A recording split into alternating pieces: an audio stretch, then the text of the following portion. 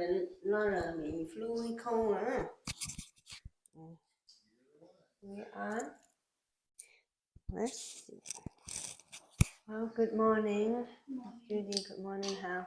Good morning to everybody watching us on YouTube. So, how is everybody today? Good?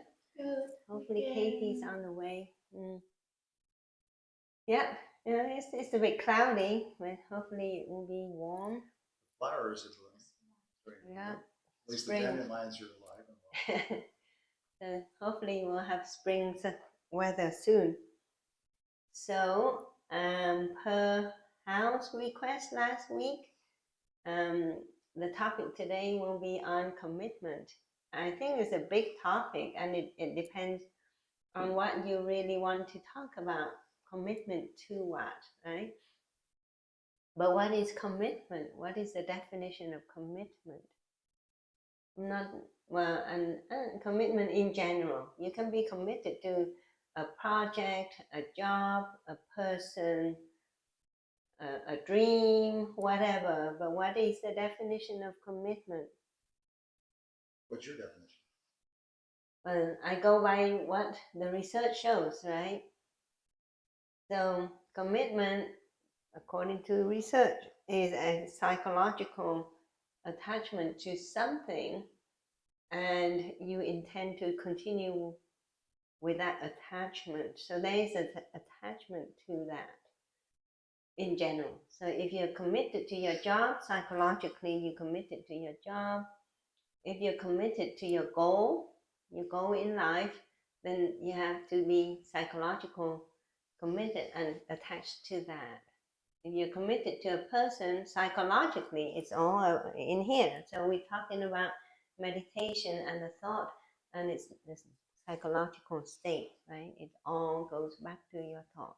The spiritual part of that? The spiritual, yeah, it depends on your faith. And like I said, I don't know about your faith. My faith is different. And I really,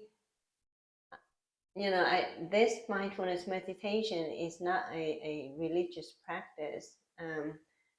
And what I say on this YouTube channel, I don't want to say anything that is so extreme in the faith, because there may be differences between faiths, and I don't want to enforce any of my faith onto other people. But mindfulness meditation is a scientific practice, and so I just want to, be focused on the scientific aspect of mindfulness meditation, if that's okay, because I don't want to say, according to my faith, commitment is this and that, because my faith is very different from yours, I believe. And also within my faith, it's not the same either. Within my faith, there's still, like Judy would know, different branches of Buddhism. And this is why, you see the Dalai Lama wearing the reddish robe, whereas lots of Vietnamese monks and nuns wear the yellow robe. And there is some differences there between the way they practice too. So we cannot really say this is what I believe in my faith. And the teaching is slightly different too. For me, I learned about different aspects of different practices, and hopefully gather all the best ones for me to practice. So your approach today will be psychological? Well, today's topic is in general talking about commitment, and commitment in that, let's say mindfulness meditation as the practice to help your health. And not a lot of people commit to it. I see it in my own practice, really. I talk to that to virtually all of my patients about, you know, practicing vagus nerve stimulation, which is the basic tool of mindfulness practice, getting patients to focus on their breath. But that simple advice, I don't see a lot of my patients commit to that, even though they know that there are health benefits to it. So psychologically, they're not attached to the idea yet. And so if you want to get something good out of something like mindfulness meditation, you've got to be committed to practicing it to see the results. There has to be that commitment to that. So without commitment and without practicing, you won't see the results of it. You won't. So commitment is attachment? It is. Well, this is based on research. If you listen to the TED Talk about commitment and the research, and there are books about commitment based on research. If you read about the books, it is a psychological attachment. So there's attachment to that. And I don't know if you can think of an example of commitment where there is no attachment. I can't think of one. Hmm? I can't think of it. I can't Yeah, think of an right. example. So, you know, you have to be attached to that thing psychologically to be committed to that thing. So, you know, like I like meditation, and psychologically, sometimes I think I'm addicted to it. And of course, there is that attachment to it. I cannot be unattached from that and practice. It's connection, you know, attachment is connection. And I can't really practice and commit to my practice without being attached to it. And I think this is attachment in different sense. You know, like you can have healthy attachments and unhealthy attachments. You know, so unhealthy attachment is when you are so attached to it that it affects your health, your psyche, your relationship. That's not very good attachment. But this attachment is different. It's healthy. You know, it's like almost love. You love what you do, and that love is not a bad attachment at all. So I mean, if you want to discuss about commitment, it's a vast topic, and you have to narrow it down to what you want to discuss, right? Yeah. Hi, Liz. Yeah. So, but in this 15-20 minutes, how do we discuss about commitment in a general term? Well, why don't you pick it? Why don't you pick where you want to go? Well, commitment here is you know, first we have to know what the definition of commitment, and today's topic is about commitment and how to have healthy commitment. We talked about attachment, and there's unhealthy attachment and healthy attachment. And that's when you have to have awareness of what your attachment she pointed to me when is. she said healthy. No, it's just here and here. But then again, it's interpretation is in the mind. So healthy attachment and unhealthy attachment. Now commitment, I was just saying that I talk to all patients about doing the deep breathing exercises to activate the vagus nerve, because it is going to help so much in the health, right? It brings about so many healthy benefits, but how many people commit to that? I mean, I talk to literally thousands of patients coming through my practice, and how many people actually commit to that? Less than 100. I can tell you that. less than 100. They're not committed.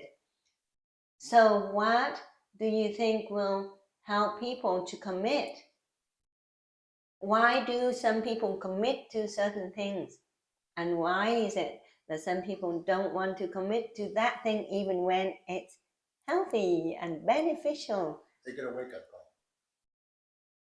Maybe their health is triggered and they understand that. Right, so people keep, I think what I see is that most people want the quick way, the quick answer, the magic pill, the magic wand. And then they tried everything and they didn't get the result that they want. And then they get desperate. And then they say, I'll try anything. This is a common psychological state. I'll try anything. You tell me. I'm really desperate. Now you tell me what to do, I'll do it. That is when they go all the way in to commit. So that tells you what? What is the requirement of commitment? There is a requirement to get somebody to commit. To be earnest, right? To be very earnest in pursuing that commitment. Earnest? What? Please explore that. What do you mean by to be earnest? Do you know what earnest Not is? honest. Earnest. Yeah. Yeah, I understand. I know that word. What? Yeah, but explore on that. It's a heartfelt desire to actually follow. That is the heartfelt, but now this is based on research. Heartfelt meaning mentally and heart. Yeah. So, okay. Think of something you are really committed to. Think of something that you're really committed to and think of the reasons why you are committed. It could be your job, it could be your kids, it could be your spouse, it could be hobbies.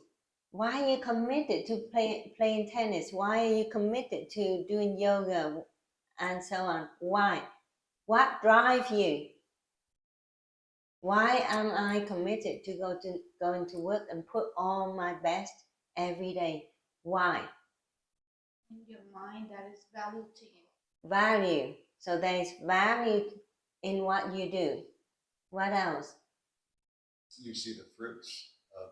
I mean, maybe this is what Judy is saying. But like, so value. Yeah. You're seeing the results. In other people through your commitment to your practice. Right. Yeah. So if you see the value in it, you'll do it. You won't be committed to something that you don't see the value at all. It's a waste of time, waste of effort, right? So value is one. What's when you're committed to your family, you see the goodness in what happens with your children. Yeah, so that's value, results. You know, what comes out of your commitment, right? You won't do something that has no results. It's a waste of time and effort, right? What else though?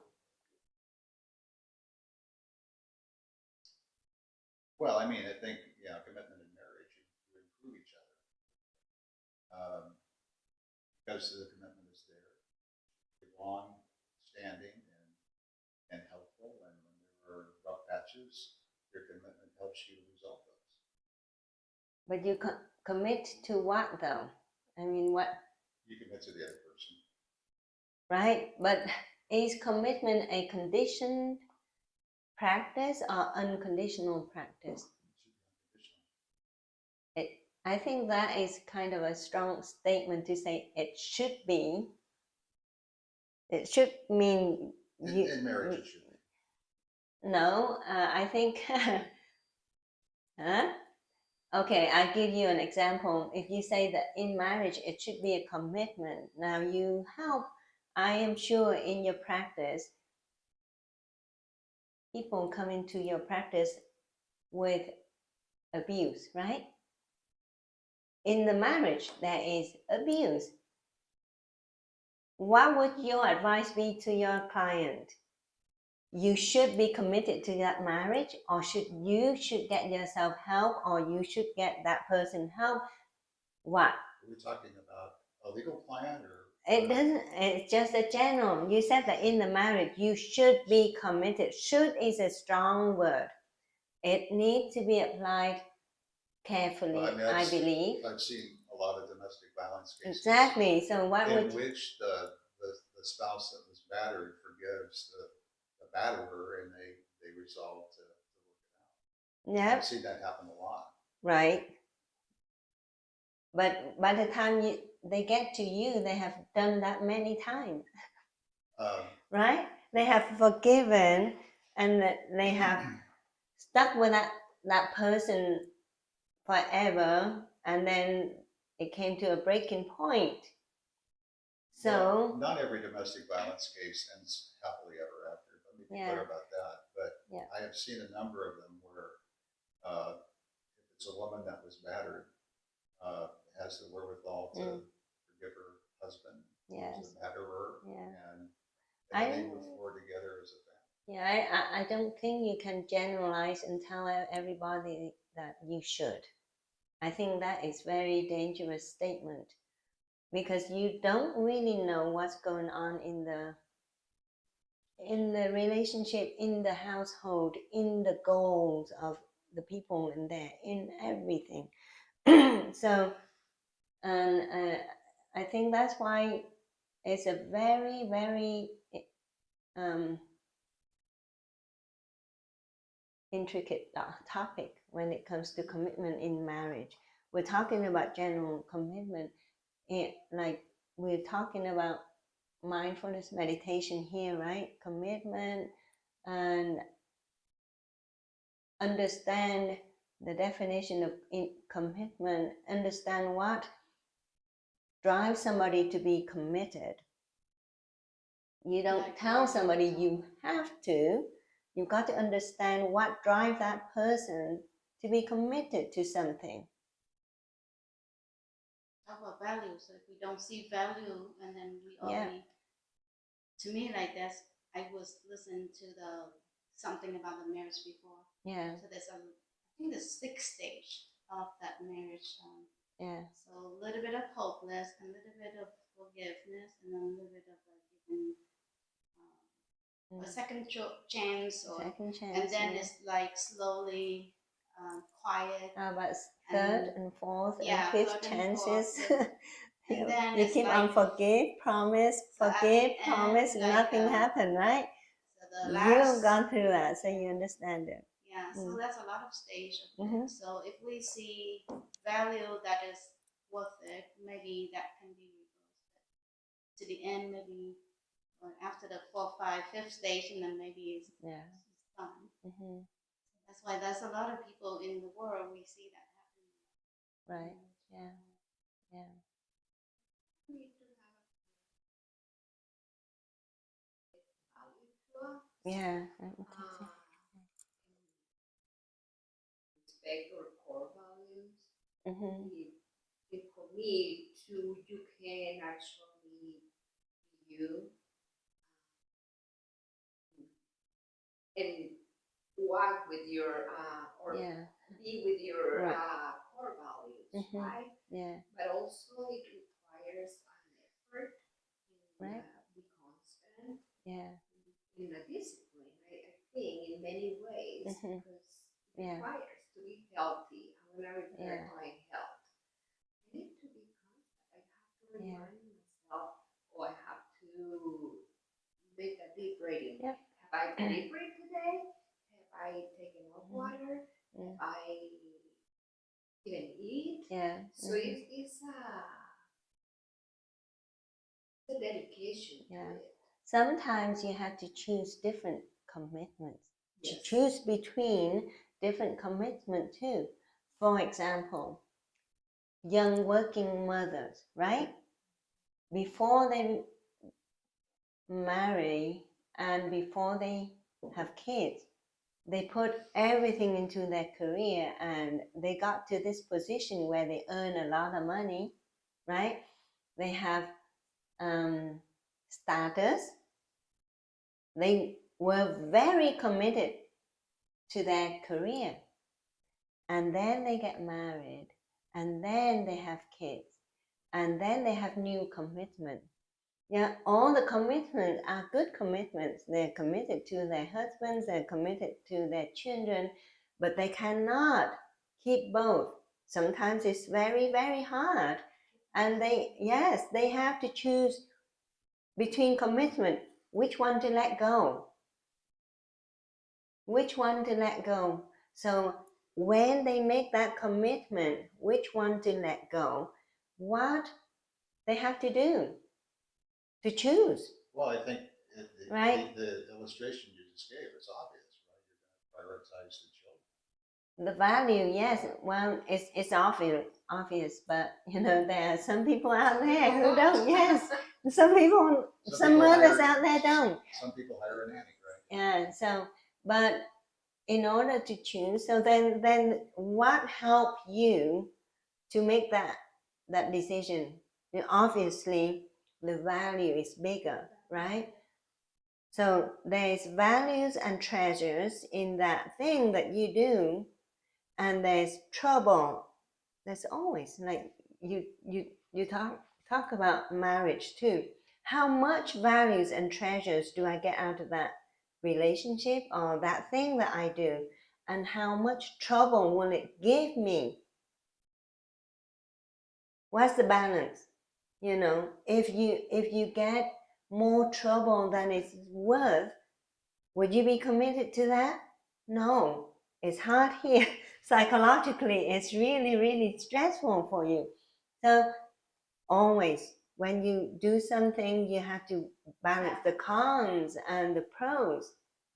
I think we all do it in our daily lives. We always do it. Balance what's good for you, what's not so good for you, and make good choices. But then that's where mindfulness meditation comes in, where you have awareness of what's going on. And personally, what is valuable to you, what your spouse or your friend or other people think is valuable may not be the same as your value. And to me, it's a path of discovery. We talk about self-love and self-discovery, and everybody have different path how they get there, and you can follow your faith, your God, your Buddhas, your whoever you believe in, and to have guidance on that path of self-discovery. But I think mindfulness meditation, again, if you're not it some people think it's a religious practice, but it's not. I mean, now it's a scientific practice because it's been proven by thousands and thousands of studies, and is endorsed by famous universities and medical centers. I just want to use scientific research to discuss topics in our practice so that it doesn't offend anybody.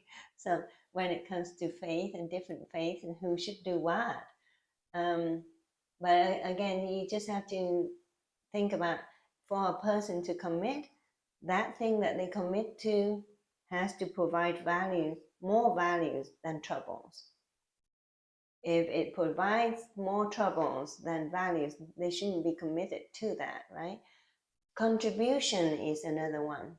When it comes to relationship, how many relationships break up because of the imbalance in contribution? I'm not talking about financial contribution, psychological, right? Support of beliefs or values or whatever. That contribution is the act of contribution is very important. That's part of communication between committed. Yeah, but that's again communication. If you don't have good communication, oh my God. Yes, when you don't. You even try to have communication with people, and it doesn't happen. It doesn't happen. Yes, yes. You try, right? Crossing, yes, the understanding between yes. each So other. communication, word, contribution. one person can thinking you saying this thing, but other person will think you defend, you watch over, you controlling. Controlling. Well, I don't know that I Yeah. agree that communication barriers are hopeless situations. I think it's something that people can Of course, yes. Oh, of course. That's why people go to I counseling. think you need two people to be Right. able Yeah. to, resolve. willing You to. need 2 willing people. Yeah, two willing and people. have common values as well. Yeah. Because if you don't have Right. common values, then Yeah. If you're you can't ask the so common values, common understanding, common way of life too, like I mean relationship is very difficult and it takes work, but it's I think hard. yeah I yeah like this. yeah yeah so how do we commit to mindfulness meditation, right? How do we commit to something? But when you So say commit is attached. So then what we learn is like let go.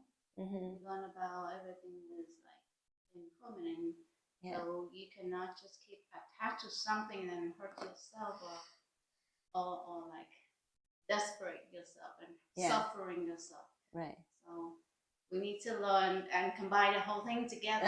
You have to practice all of that All concept together. together. How can you be committed in a sense without attachment? So It's how really can hard. you love without attachment? Can you love? People say no, you can't love with you don't have attachment. But yes, you can love without attachment, and that's a different kind of love, And I the more think. you How do attach, you the do more that? you How do you suffer. love without What kind of love are you talking about? attachment? I'm not sure what you're talking about. like my kids are now living in a different state, but I Oh, but still you're- love them deeply, right? Yeah, but you're attached to them. I mean, it's not about location. It's about the fact that they're. No, I mean this kind of attachment is different. I mean, I was once very attached to them, attached to the point that because I could be controlling, right? I mean, you're- as mothers and you're their and mother. fathers, you understand that you become attached to them to the point that you think everything they say they do has to be showing love to you, otherwise they don't love, right? We all went through that path, but we have to learn to let go of that attachment to be free and still love and love deep. I think I love my children deeper now, and whether or not they reach out to me and say hi mom or how are you, but I know that when I need them they will be there for me, that kind of thing. They don't have to constantly call to show their love, for example. That's different level Yeah. of that. Yeah. Well, I mean, you're talking about when your kids were launched into life, right? I think that's what you're saying, is that Yeah. they have, made their own lives Yeah. as adults. And, Yeah. the relationship changes. It's not like it's Yeah. a dependency. Yes. Yeah. But anyway. But you still love them. I mean, it's not like Yeah. you're not attached to them. So, yeah. But I think commitment is an important attribute to have. Love is to me is higher level than commitment. Because love you don't attach to them anymore, but in your mind loving is more like to make sure you see the other people happy.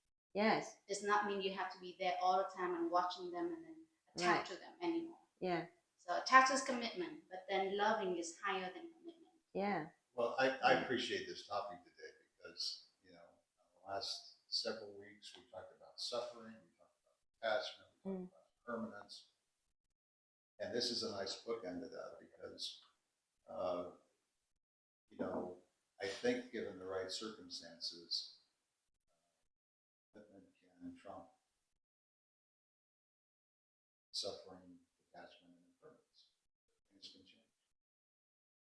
And to me, it depends. Like we talked about, what value do you get out of that? Ultimately, what value? what troubles, what connection and what contribution you all get out of that. Well, that's a very inward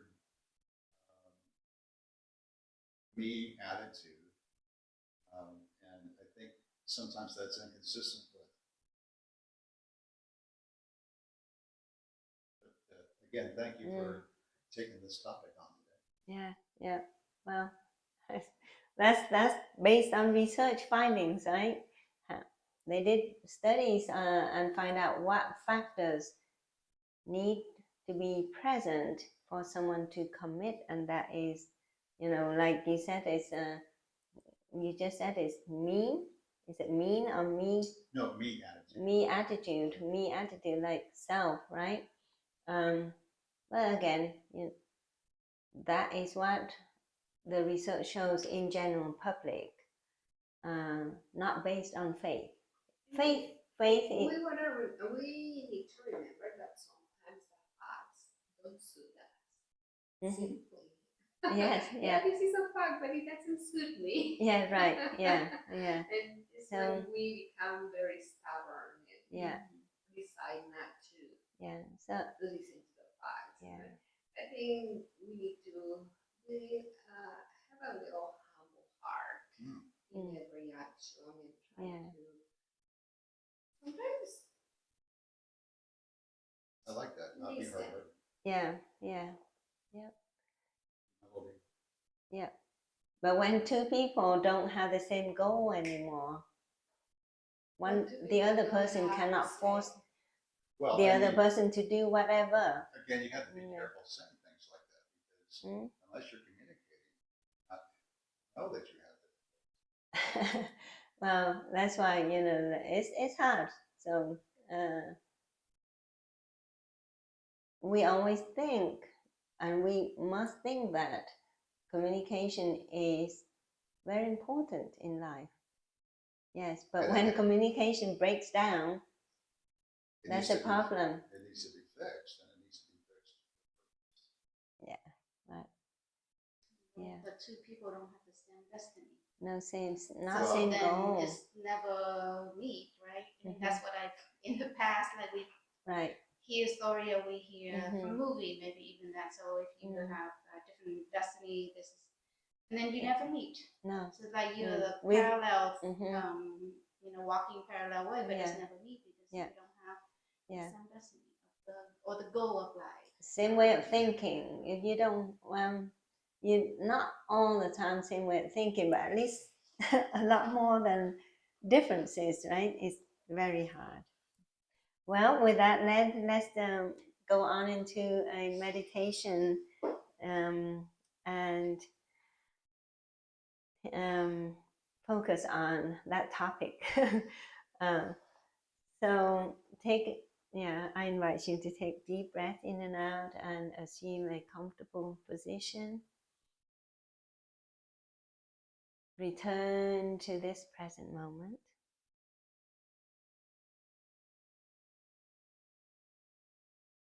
And return to ourselves.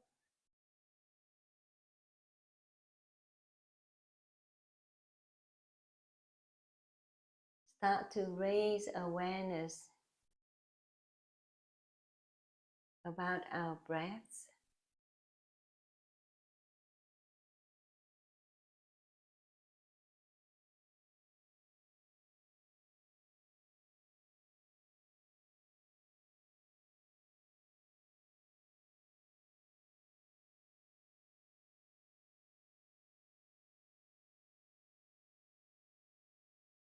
Breathing in, we know we're breathing in.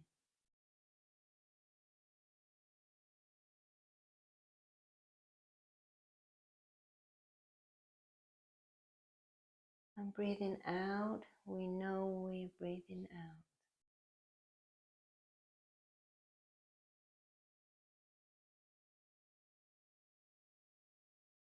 In this present moment, we know we're committed to our practice of mindfulness meditation.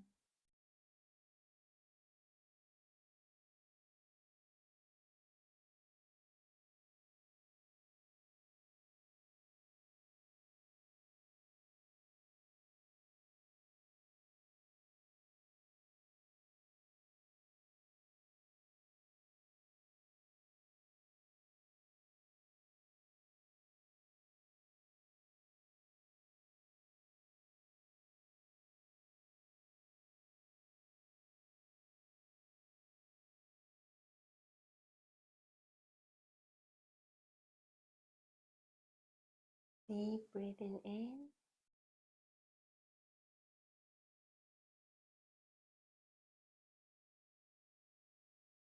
and slower breath out.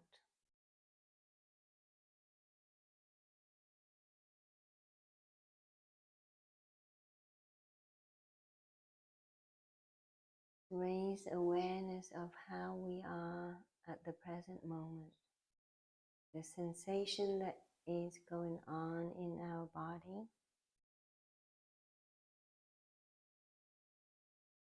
Even how our skin touches the floor.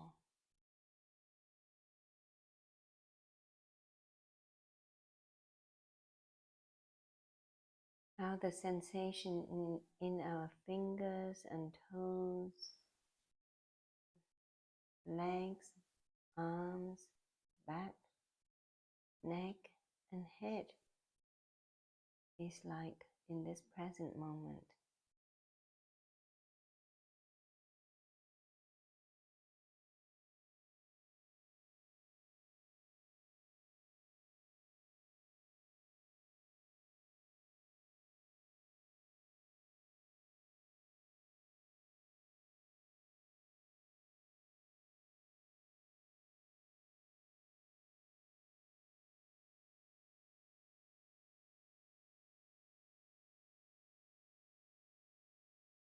After a few minutes of deep breathing, you may find yourself feeling relaxed.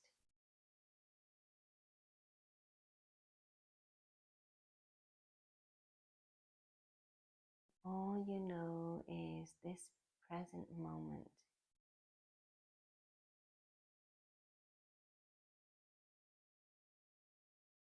Of returning inwards and discover who you are.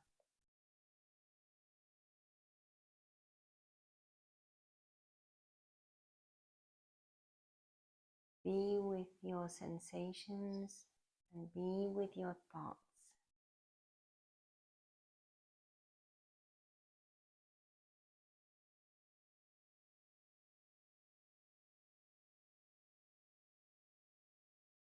In this present moment, we show our commitment to the practice of mindfulness meditation.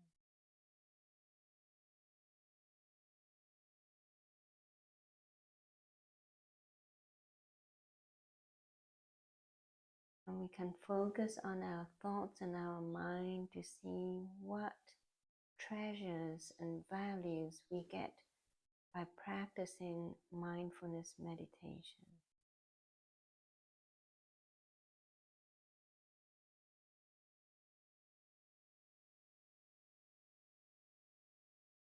We can also see if there is any disadvantages or troubles at all to this practice that deter us from being committed to it.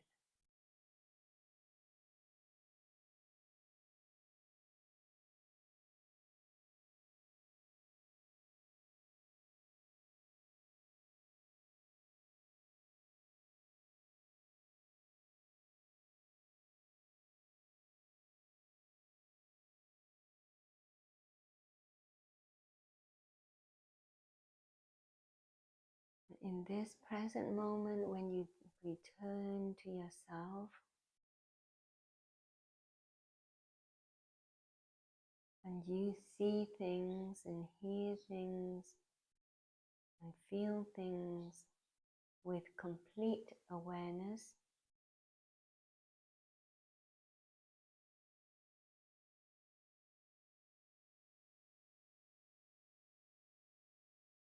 you may feel that interaction between your senses and the subjects of the senses.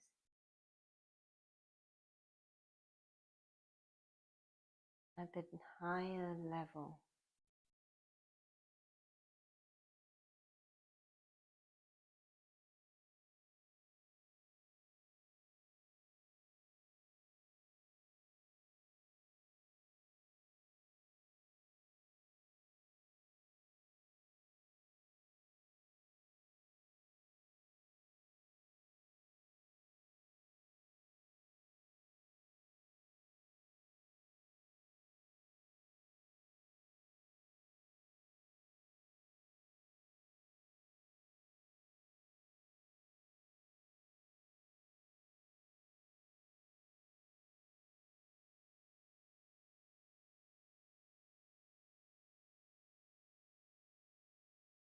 Deep breath in, lower breath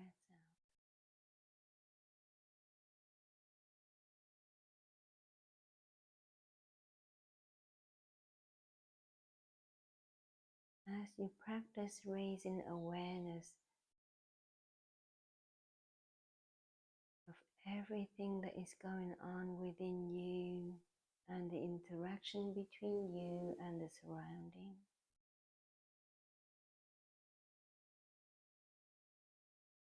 you can recognize how this practice is changing you.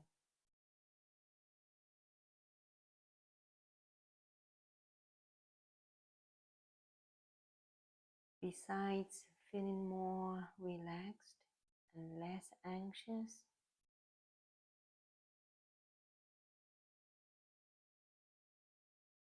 what else may you feel?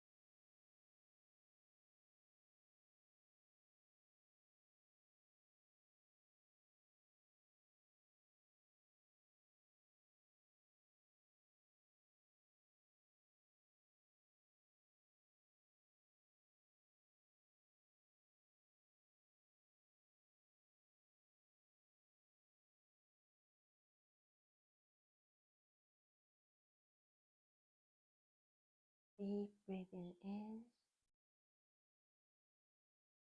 slowly breathing out. Return to this present moment. Returning to ourselves.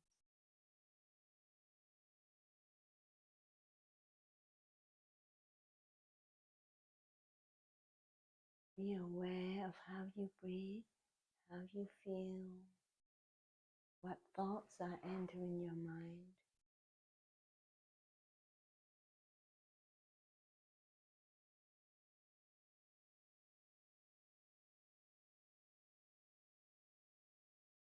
Are you in the state of peacefulness?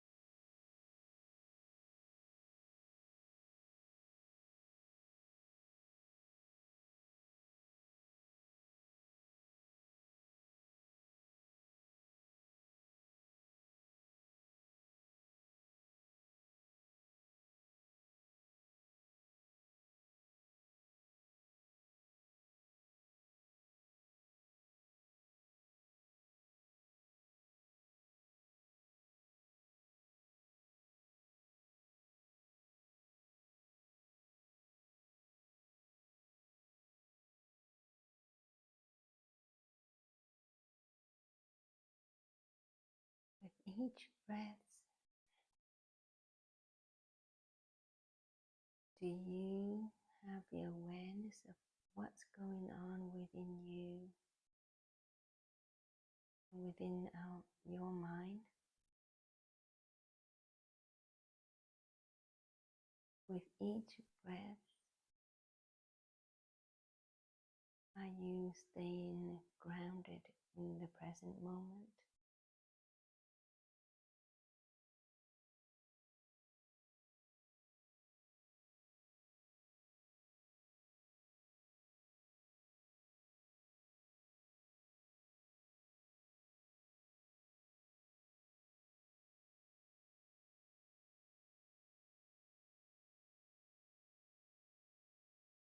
Do you see your thoughts coming and going in your mind?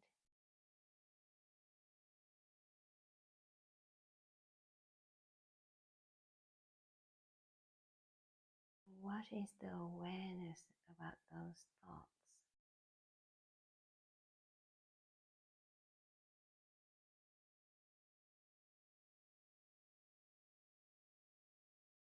Do you have anxious thoughts or peaceful thoughts?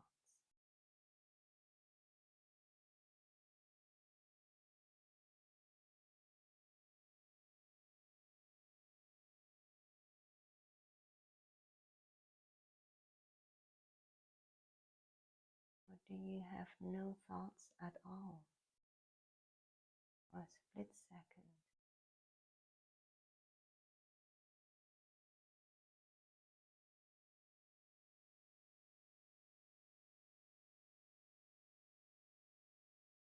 Does your practice get you to a state of lightness,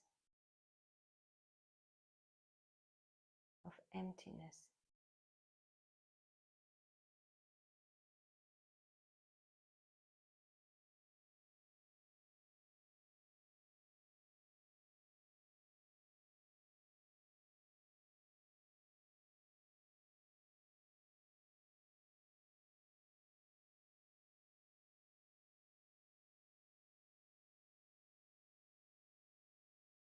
Do you have the awareness of things are constantly changing?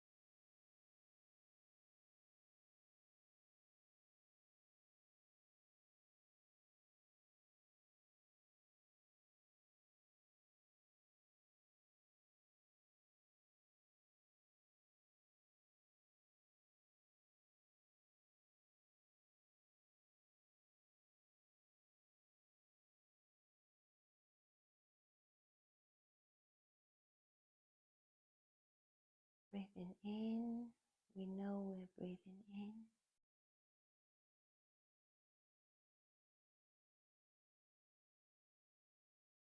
Breathing out, we know we're breathing out.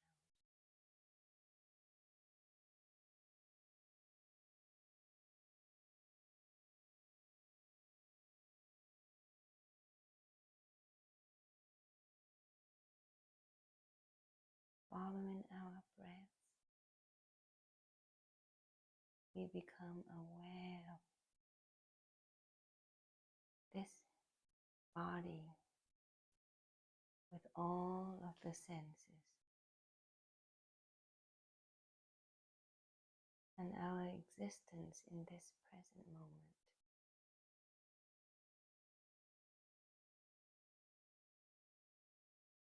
And in this present moment,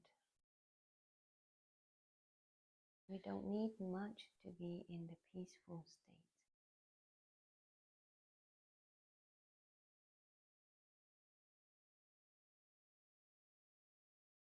And that peaceful state arises from our work on ourselves,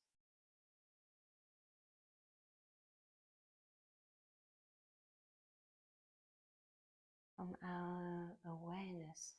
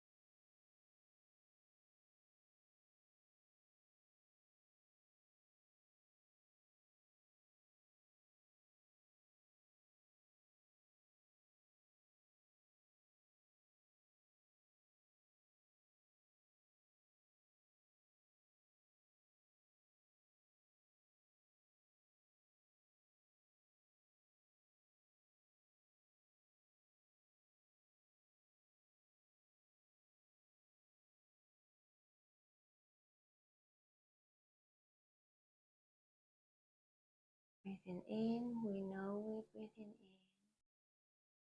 Breathing out, we know we're breathing out. Deep breaths in and slow breaths out.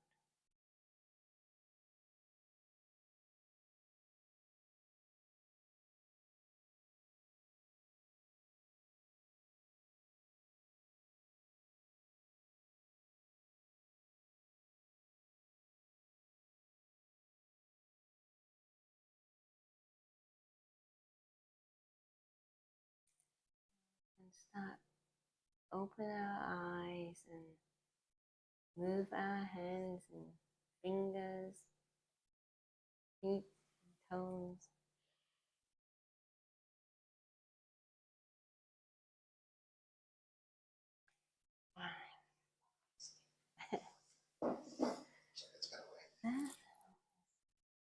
This seems, for me, that the half an hour has gone by so fast though. Seems like 10 or 15 minutes to me. I hope everybody is feeling quite relaxed, living in the present moment when you don't need a whole lot to be at peace.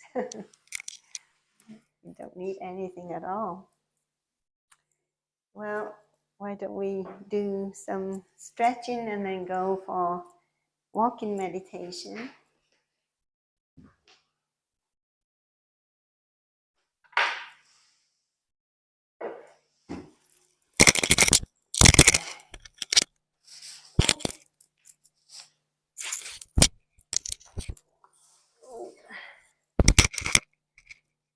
Just move your legs, move your arms.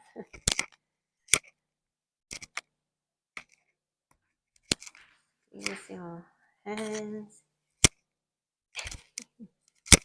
You feel the numbness in my. Yeah. I feel the numbness in my leg. Yeah. Okay, let's get up. Deep breath in and slow breath out. Bend down and touch your toes. And deep breath in. Raise your hands to your knees. Straighten your back.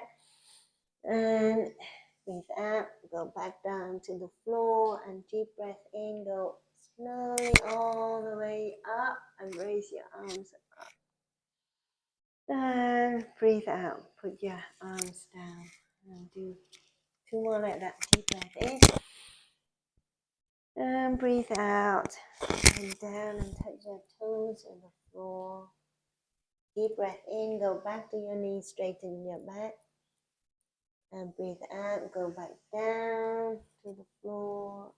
Deep breath in, go back up slowly and raise your arms. And breathe out, put your arms down. One more time, deep breath in. And breathe out, bend down. Breathe in, bring your hands to your knees, straighten your back. Breathe out, go down. Breathe in, slowly raise up and raise your arm. And breathe out. Okay. And then what do? We can stretch like this. And so you can stretch one side and do the other side too, right? So it's deep breath in and hold, and then breathe out. And deep breath in, stretch the other side, and hold, and then deep breath out. And one more time, deep breath in, side stretch, breathe out, and breathe in, bend the other way, and out. Okay, then you can do this, right? You can do this. So you can stretch out your upper back. So put your hands on your shoulders like this and deep breath in, go back like that, and then breathe out, bend down like that. You feel the upper back stretching, and breath in, and breathe out. Breathe in, and breathe out. And then straighten.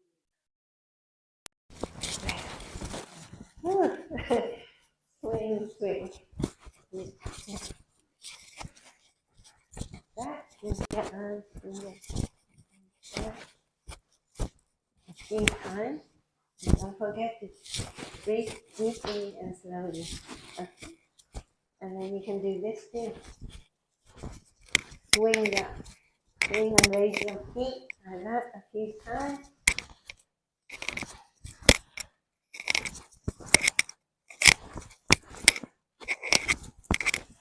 Okay. All right, let's go.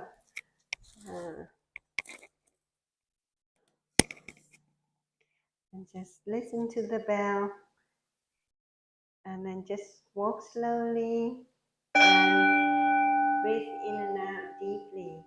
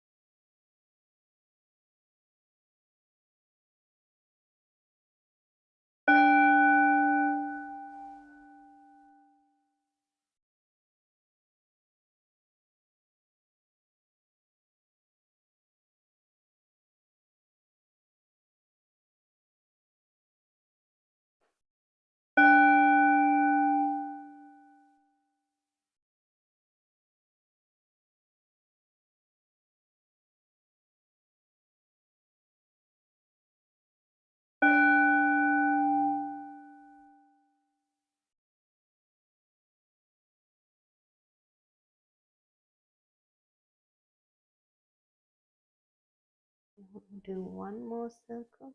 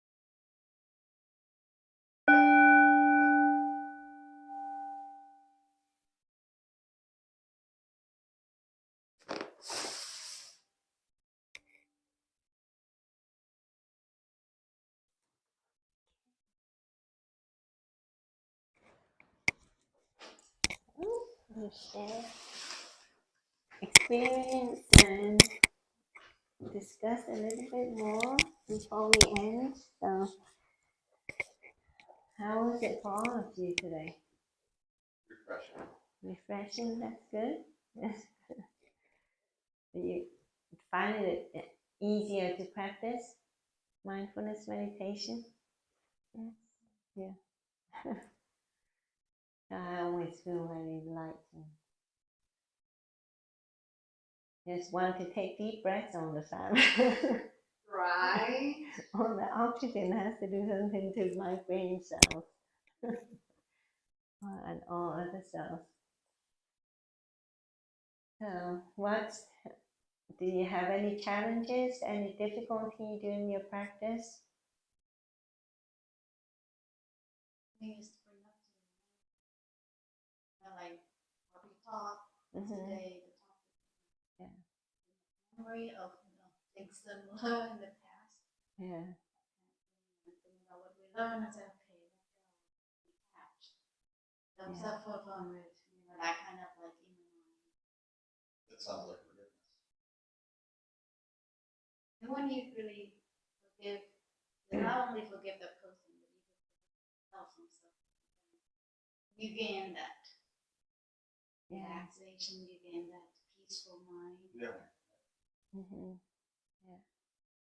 So some people say they meditate, but they don't know how to meditate. They think meditation is just clear out your mind and take yourself to a peaceful place. But true meditation is really working on ourselves, on our thinking process, and it will change us for the better, right? When you go within and you apply what you learn into your practice, and I think develop the awareness about yourselves and about others. And Is that part of the science of it? mindfulness meditation, yeah, well, when it's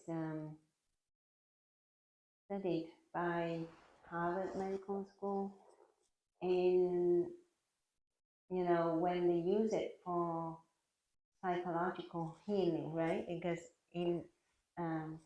at Harvard, they have a center where they only use mindfulness meditation as the technique for treating psychiatric illnesses. for example? Yeah. Hmm? What kind of- Depression, anxiety, you know, all of that. And what's the doctor? I forgot. Not Gabriel Matter, but oh my goodness, I forgot his. I'm so terrible with foreign names. But anyway, he started this center way back in the 1970s, and he uses mindfulness meditation. That's why a lot of studies come out of that center in at Harvard. They use mindfulness meditation as the treatment for many psychological illnesses medication? without medication. So he doesn't really want to use medication because medications have side effects, really side effects. But you know, there's so when they train these individuals on how to use mindfulness meditation, they have to work on their thinking process, not just deep breathing. Deep breathing is the like the medical tool, but it's actually working on how to change your mindset so that you don't have the anxiety so much, yeah, or you don't feel depressed so much. So yeah, it is all part of it.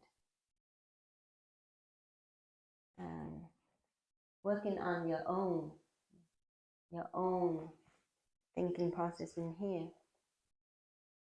Now that's scientific look at it, right? In science, they don't bring faith into it because there are so many different faiths, and then if you bring faith into it, I don't know if that will be healthy for the mind. Which faith are you going to bring in, right? Everybody believe differently, and if you don't say something that is in their belief, then that can stir up their psychological war inside here, and then that brings suffering. So they encourage faith, whatever your faith is. They encourage that you practice your faith, but they don't force particular faith on the patients as such. Yeah. So it's all based on scientific research and findings, and that they come up with a method and so on. But it works. It works. And that's why, in 2022 is when Harvard Medical School sent out that newsletter saying that mindfulness meditation is a medical tool for a lot of illnesses, physical and psychological, and addiction. I think they have done studies on how mindfulness meditation help people get off their addiction, alcohol, drug, cigarette. It also helps people with cancers and improve their prognosis too. So that is for real. That is for real, coming out from Harvard Medical School in 2022, not too long ago, based on thousands of research going back to maybe 1950s, 1960s, 1970s. Yeah. And it's not Dr. Gabriel Mate is a psychiatrist who also went into research on mindfulness meditation, and he, as a psychiatrist, went through childhood trauma, a lot of childhood trauma, and and it affected his marriage and his work and everything. So finally, mindfulness meditation is a thing that healed him. And he did a lot of research in mindfulness meditation as well.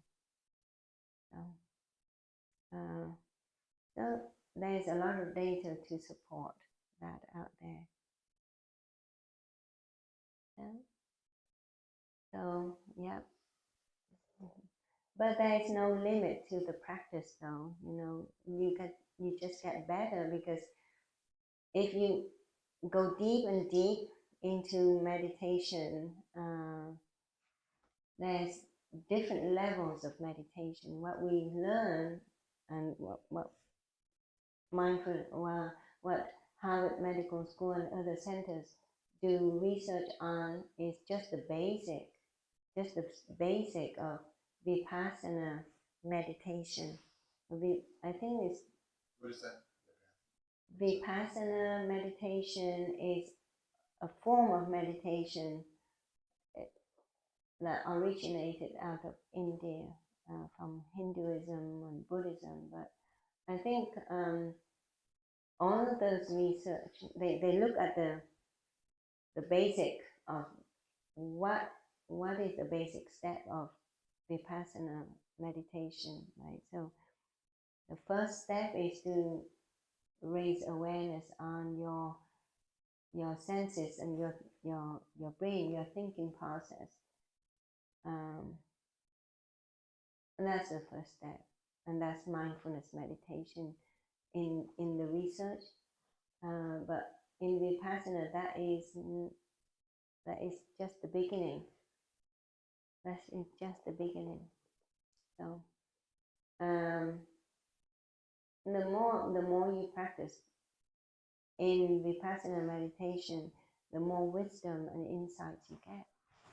But there's no limit to that. And it's part of the practice of the monks and nuns, I think. When you say wisdom, wisdom about yourself, or it's hard to say. It's wisdom about life. Yeah, life in general. I think life, and interactions between people, between you, within you. It's a lot. I mean, you can't really define wisdom in one sentence. It's so vast, So, but even the Dalai Lama, right, who's well known in the Western world as well, he still has to meditate every single day. They don't stop. They keep on doing it. They keep on doing it, life after life after life. And well, it's easier for our faith to understand that, and then they retain that wisdom, that insight from one life to another. If I don't know if you know about the Dalai Lama. Mm-hmm. Yeah, the Dalai Lama. Why was he chosen? Why was he chosen and recognized? It's because they go and find, they went and find him in Tibet, right? By asking questions about the life of the previous Dalai Lama. So the current Dalai Lama is a reincarnation of he's the 14th, I think. He's the 14th Dalai Lama, but he is a reincarnation of the 13th Dalai Lama. Yeah, and the 13th Dalai Lama, yeah. And that's their tradition, is how they find the reincarnation of the previous Dalai Lama based on the life of the previous one. So there will be subjects and stories attached to that life of the Dalai Lama, the 13th one, of the previous one anyway. So the 13 is from the 12. from the 12 and so on. Okay, So it's the reincarnation of the same soul, but the way they found out the reincarnation is that they always, like this current Dalai Lama, when he passes away, when that time comes, the Tibetan monks will keep certain things that belong to his life, this life, the subjects that are attached to him, like what he read, or whatever. They will keep a certain amount of things that link to his current life, and then they will, on the search, and it may take, so the Tibetan monks will keep that ongoing from generation to generation until they find the reincarnation. But they decide how that person is a reincarnation based on the answers that kid. It's a kid, right? Always a child. They will bring that child, and I don't know how they know how to go to those areas to find. They know that the reincarnation of the previous Dalai Lama is that location. And they found out, and then they will bring all of these things attached to the previous life of, of the previous Dalai Lama, and ask questions. Ask the child, not an adult. Yeah, the child. Ask the child, what does this mean? What does this mean? What does it mean? What does it mean? And where is it found? And then I think there is a video on how the current Dalai Lama was discovered. So And how old was the current Dalai Lama? I don't know, 6-year-old or 5-year-old, Right. but the child gave exact, accurate answers to everything. Then they know that, oh yes. But in our faith, we know that the Dalai Lama and the monks who practice to that level, they have complete awareness of when they are born, when they are about to pass away, and what happened after they pass away. They know exactly what's going on, so they carry the memory. Yeah, they carry that memory. They know. They know. the Right. future too. They know. Right now there is, and it's all in Tibetan tradition. In our tradition, we don't go and find, but in Tibetan tradition, they know. And currently, there's the young monk Rinpoche. That's how you say it in Tibetan, I think. He's 12 years old. This year, they found him, and they found him when he was 6 years old, 6 or 5 years old, and he was born as a prince in Tibet. So he was born as a prince, but they found out that he is a reincarnation of another really supreme, high level monk, Tibetan monk, who passed away in the 11th century. 11th century, and at the age of 5 or 6, when he was discovered, and this video also, he took his grandmother and his mother and a group of monks going back to where he used to practice. They didn't know about it. They didn't know, and it was in the cave, and he described exactly what was in the cave. And when they took him there, and he saw the statue of Buddha and where he used to sit to meditate, he cried. 6-year-old. Yeah, and now this 12 years old, he became, no, 12 or 2 years old? No, 2 years old. I don't know how they found out, but 2 years old. They found him, and he was 2 years old. Yeah. Portion of that where he saw where he sit and he cried and he Yeah. where he's And at. he became a monk. They ordained him. He became a monk as a child. I don't know whether 2-year-old or 6-year-old, very young. And now, as a 12-year-old, he is now traveling to different countries to give Dharma talk. And when I listened to one that at 12 years old, he speaks fluent English and gave the Dharma talk in English. And I listened to that talk and I said, oh my God, not a single page of preparation, not a book open in front of him. And he just talked like, oh my God, oh my God. He talked like a very experienced older adult monk. And some of these elderly monks couldn't even give a Dharma talk like he did. Yeah. So he's currently in Vietnam. Yeah. He just went to Vietnam a few days ago, and he gave a Dharma talk on in the North Vietnam. I think yesterday, the day before, they posted on YouTube. My God, you look at this young monk. It's like the face and everything. But in our faith, we believe that when you practice so many lifetimes, and you get there, it reflects in your body. So the body will have 30, 32 really nice features about the the body, and no, and then 80, right? 80 beautiful feature on that person. And you look at the picture of this 12-year-old monk, it's like perfect. Nothing, not beautiful Tibetan kind of face, no imperfection on that face whatsoever. I thought, oh my God, he's so beautiful. But so he's always male.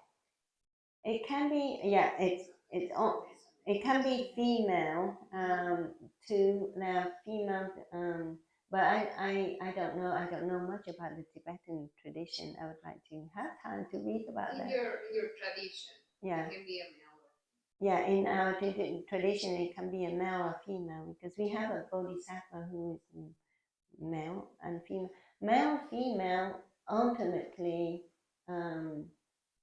it's just a human body that tell you why you are male or female, because it's the gene, the Y and the X chromosome. That's what determines you as male or female. But the soul has no gender. No gender. Okay. There's nothing to determine that soul is the male soul or the female soul.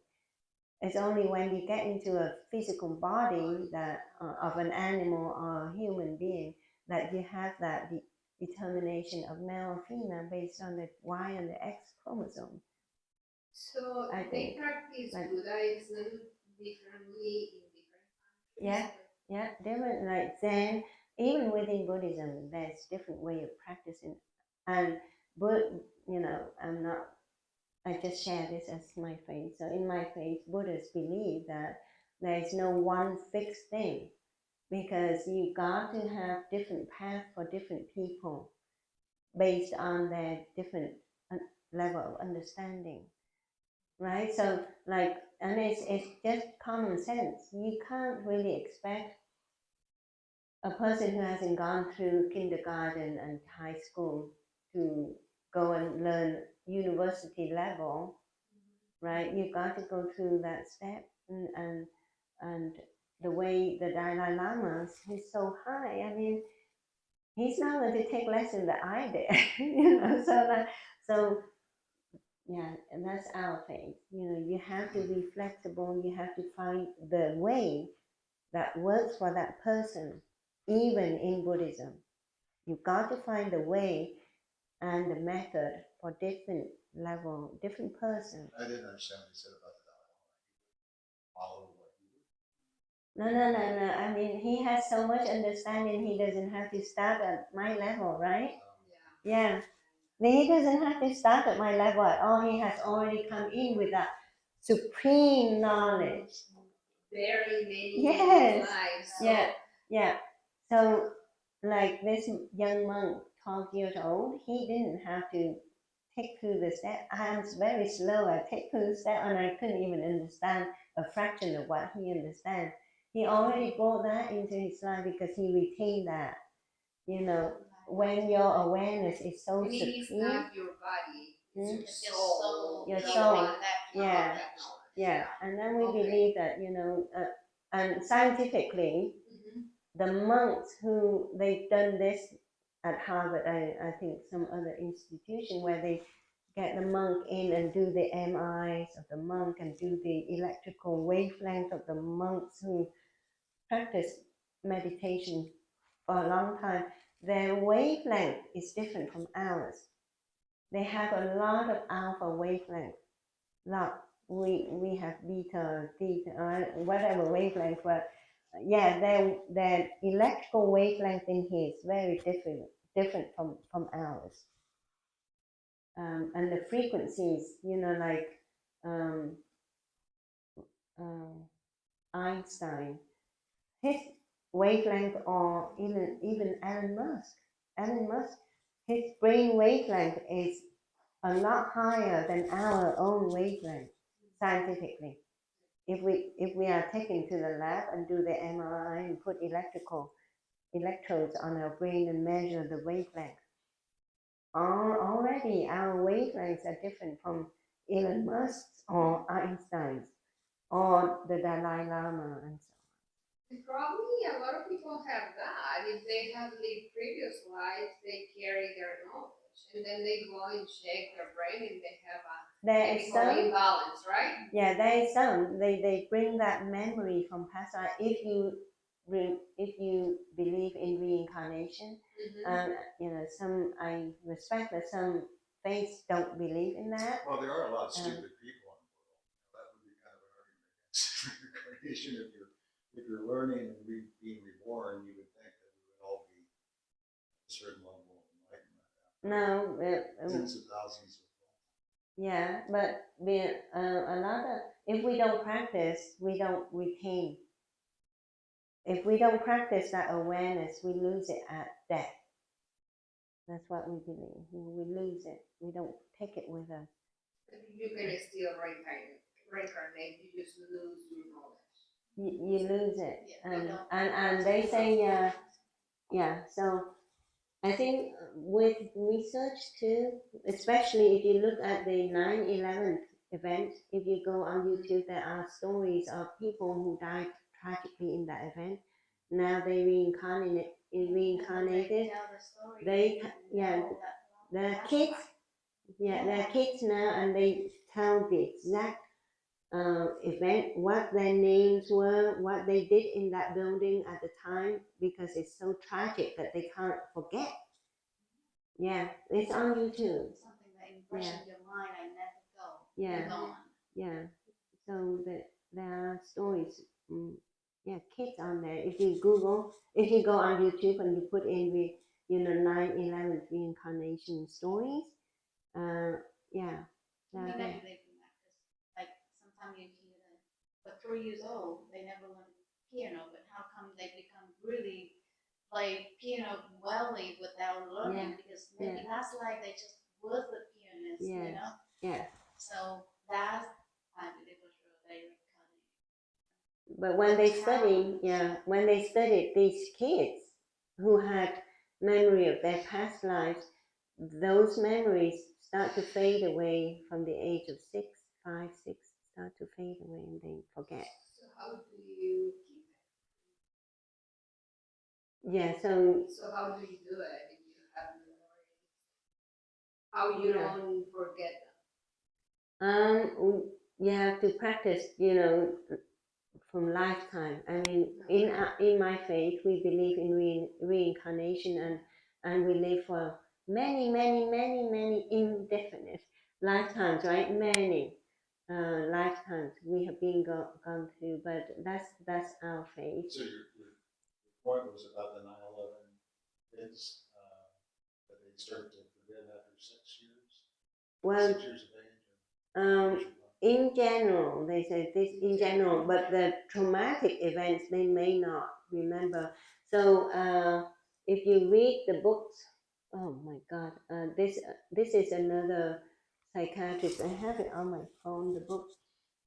This is what's his name? Oh, but anyway, I don't know if he retired or not, but he's a famous psychiatrist too at Harvard. And he wrote this book because so one of many lives and many masters. That's the title of the book. Many lives, many masters. So this psychiatrist, he was a Jewish person, right? And of course, they don't believe in reincarnation. So he was a psychiatrist. He has this female patient who he could not get her well, no matter what, medication, counseling, everything. And then finally he used hypnosis. So he used the hypnosis, and you read this book. I mean, I many lives, many masters. You're talking about past life regression. Yeah, well, hypnosis. So when he put this female patient through hypnosis, and through hypnosis, she started to talk about her past lives and her traumatic experience in the past lives, and then throughout the session, she would talk about different lives. One life she was a woman in somewhere in Egypt. Another life, she would be a man in another continent, you know, like Asia or something. So different lives, and she would be male or female, it doesn't matter, and in different places in the world. I think one life she was in Africa even, but through that memory recall of past lives, and because he was Jewish, and in his tradition, religion, they don't believe in that, but now he had to believe it, because after taking her through hypnosis and she talked about her traumatic experiences of life, that's the only thing that got her better. Her anxiety, her depression started to fade away, and she started to be able to live a normal life again. But because of that experience, he said even though the other people don't believe in it, and his religion doesn't believe in it, he has to acknowledge the fact that this past life experience is real. So he wrote that book to let the world know. And you know, he said, and you will read about that. He said the reason why he wrote that book, because he wanted the world to know that it does exist. Past lives do exist. Yeah. And the memory is stored, but she, without hypnosis, was not aware of these things. Didn't remember about her past life. So the hypnosis was therapy that allowed her to remember. Yes. Yeah. So I don't know how they do hypnosis, but yeah. But there's also that psychiatrist in Canada with the YouTube who, with the permission of the patient, he was you watched some of that Yeah, too. I'm just trying to remember what his Yeah. name was. Bertrand, something Bertrand. His last name is Bertrand. But you can look. He got permission from his own patients, and he would use hypnosis, and they would talk about their past lives, and the traumatic experience in their past life came with them in this life, that kind of a block, not allowing them to go past that and live a normal life. The interesting thing about that television series was that they also did research. They would They go do a back. session. Yeah. They would take copious notes about what the person was saying. Yeah. Go back and verify Verify the record. the record. So like his patient will tell, oh, in 1960, for example, 1960 something, I was in England and I was in the war and I killed somebody and I feel really bad about killing that person. Or another person would say, in that year I was in this location, I was married to this person, I had those children, my name is such and such. And those facts, the psychiatrist was able to go to the location, get on the birth certificate, the death certificate record, and verify that it was there. Every case he was able to verify by his historic record that that story is true. Yeah, you can watch that on YouTube. It's amazing. And like some people like never spoke French ever, right? Never spoke other language, and during the hypnosis they spoke perfect French because they were born as a French person before. Yes, it's really, yeah. I mean, great that we can No, even the last retain life, all right? that. Yeah, I'm yeah. curious, like, what was my life last life? Yes, yeah, yeah. So Meet some of those people and say, I want to know. yes, yeah. Well, you can go and find Dr. Burton. He's still there. He's young. He's in Canada. Yeah, he's in Canada, but I mean, you can reach out to him. And I believe in that. So, like, Yeah, you know, like why certain illness you cannot treat. yeah, And my mom has a couple of things that she felt it, but when she go to the doctor, it's like, we find nothing, we find nothing. She was so mad and said, Mom, Yeah. this is maybe from your last life, something wrong last life. That you carry on this life. yeah, But through those stories, I learned or I read about that too. Like one guy has always heart problems, and then they found nothing wrong with the heart until hypnosis, and then he told the story about last night he was in the war, and then someone he was killed by just like the gunshot like right here, and then he died from it, like the sudden death, and that's hurting. Yeah. Carried to this life. Yeah. So when he wake up after hypnosis, it's gone. Yeah. It's just Yeah, like that. yeah. It's like no more medicine, nothing. It's just like Feeling, memory. Memory, but It's just healing. Like, oh, that yeah. was last life. Shouldn't be this life. No more pain. But there are also stories about people receiving transplanted organs. I was just thinking Oh about that. You know, they actually start to behave like the person whose organ, Like the yeah, organ has memory of itself. yeah, yeah. That's the stories that we can't explain, right? So, yeah. Yeah, and we can add. I don't think there's not an explanation for everything. Mm-hmm. Yeah, There's science many things, right? Science, I think Science is lagging right, but it's behind.